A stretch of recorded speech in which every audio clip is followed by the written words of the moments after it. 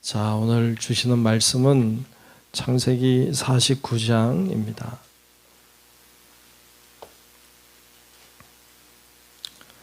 창세기 49장 1절로 끝절의 말씀을 보겠습니다.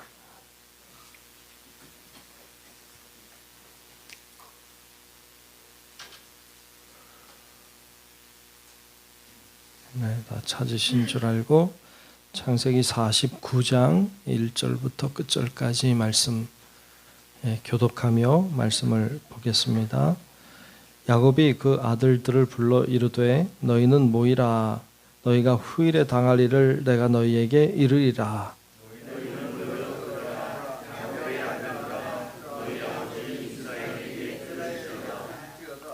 르우벤아, 너는 내 장자요 내 능력이요 내 기력의 시작이라. 위풍이 월등하고 권능이 탁월하다마는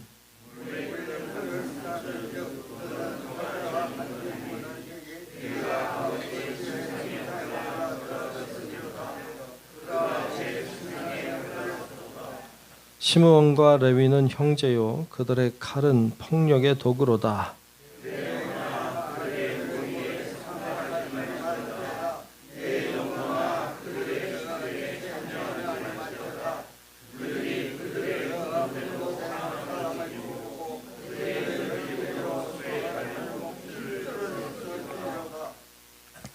그 노여움이 혹독하니 저주를 받을 것이요 분기가 맹렬하니 저주를 받을 것이라. 내가 그들을 야곱 중에서 나누며 이스라엘 중에서 흩으리로다.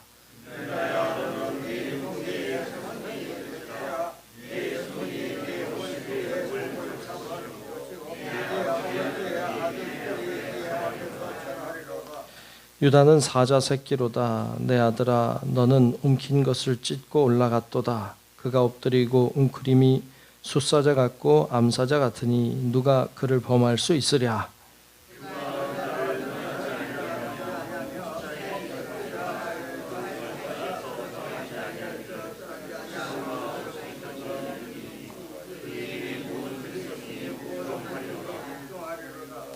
그의 나귀를 포도나무에 매며 그의 암나귀 새끼를 아름다운 포도나무에 맬 것이며 또 그 옷을 포도주에 빨며 그의 복장을 포도즙에 빨리로다.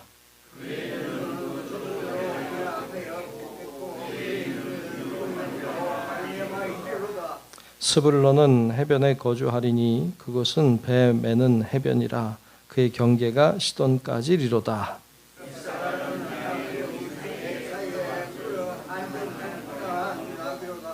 그는 쉴 곳을 보고 좋게 여기며 토지를 보고 아름답게 여기고 어깨를 내려 짐을 메고 앞지 아래에서 섬기리로다.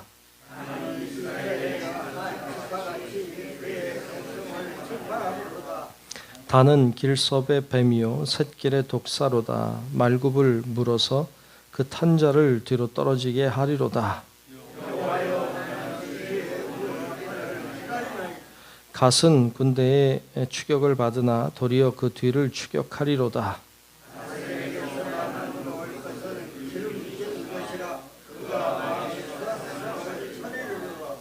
납달리는 노인 암사슴이라. 아름다운 소리를 바라는도다.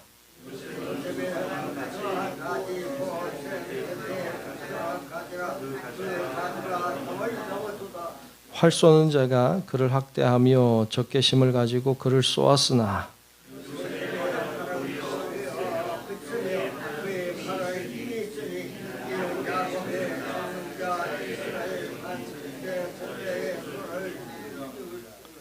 내 아버지의 하나님께로 말미암나니 그가 너를 도우실 것이요 전능자로 말미암나니 그가 내게 복을 주실 것이라.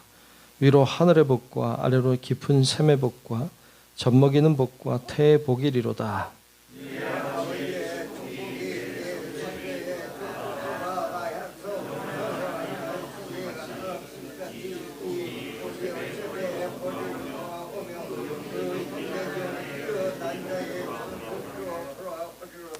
베냐민은 물어뜯는 일이라. 아침에는 빼앗은 것을 먹고 저녁에는 움킨 것을 나누리로다.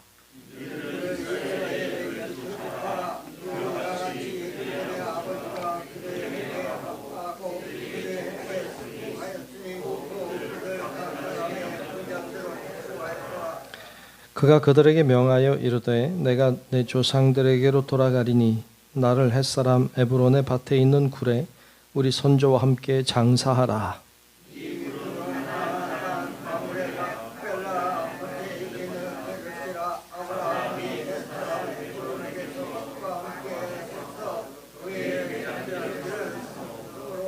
아브라함과 그의 아내 사라가 거기 장사되었고 이삭과 그의 아내 리브가도 거기 장사되었으며 나도 레아를 그곳에 장사하였노라.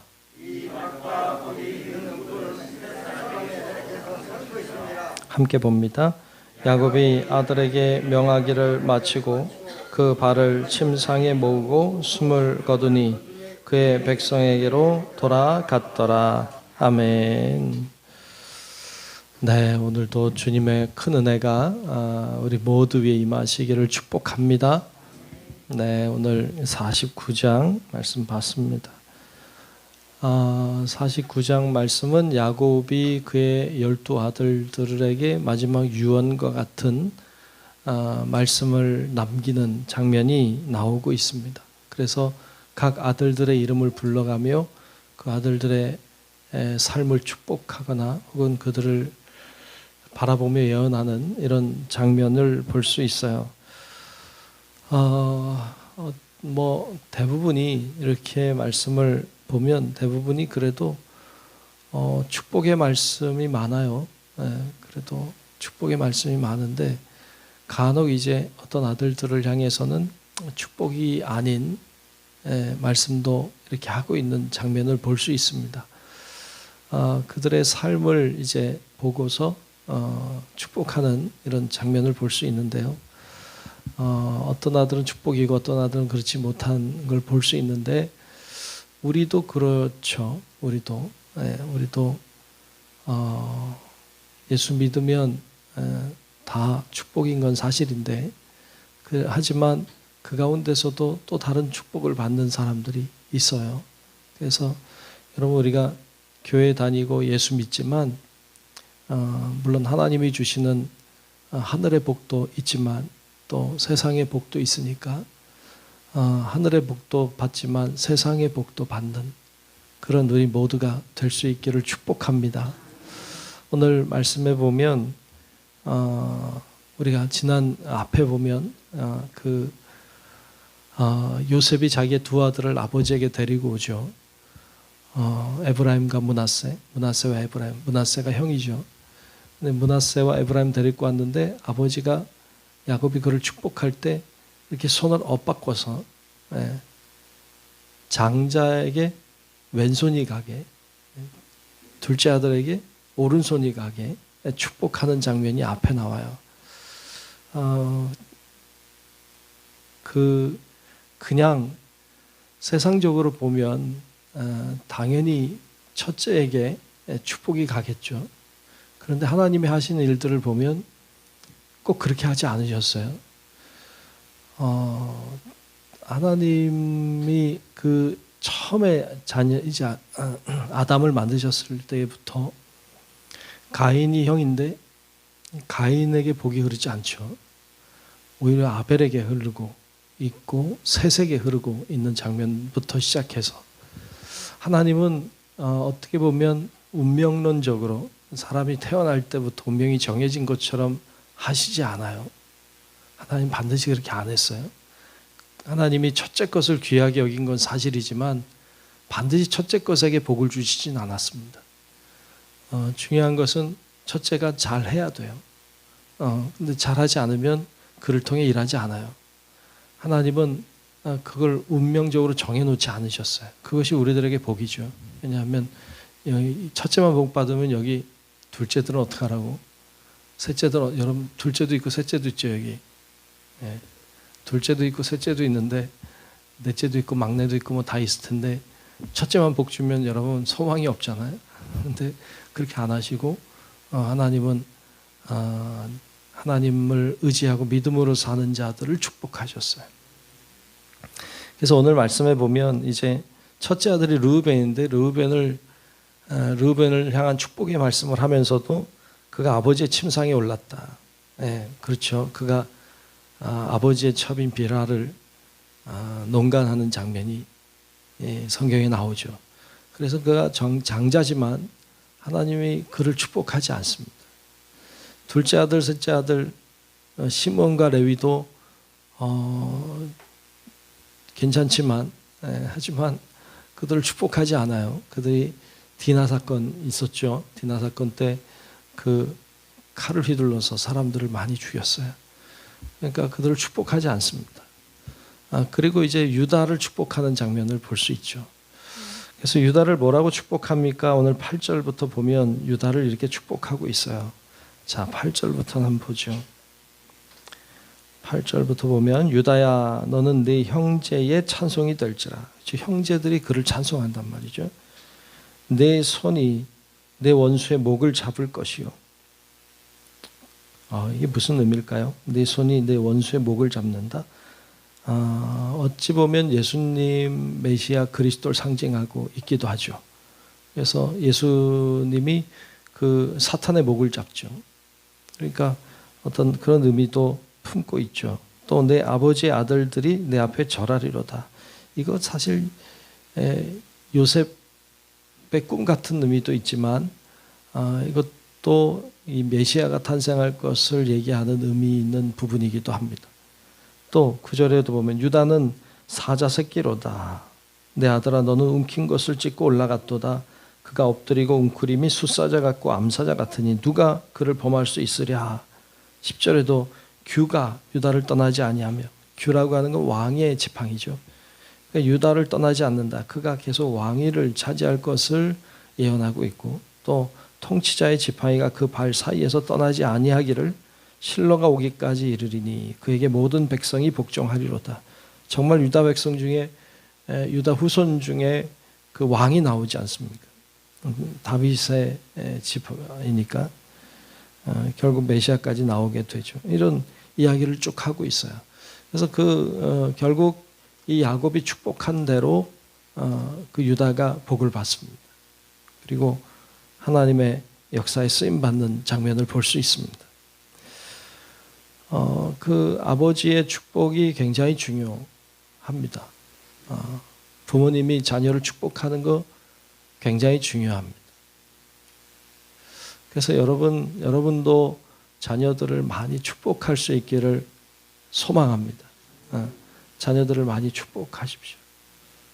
축복을 잘 하는 게 중요하죠. 그냥 무조건 축복하는 게 아니라 그를 위하여 필요한 것들을 잘 간구하는 게 중요하죠. 축복한 대로 됐어요.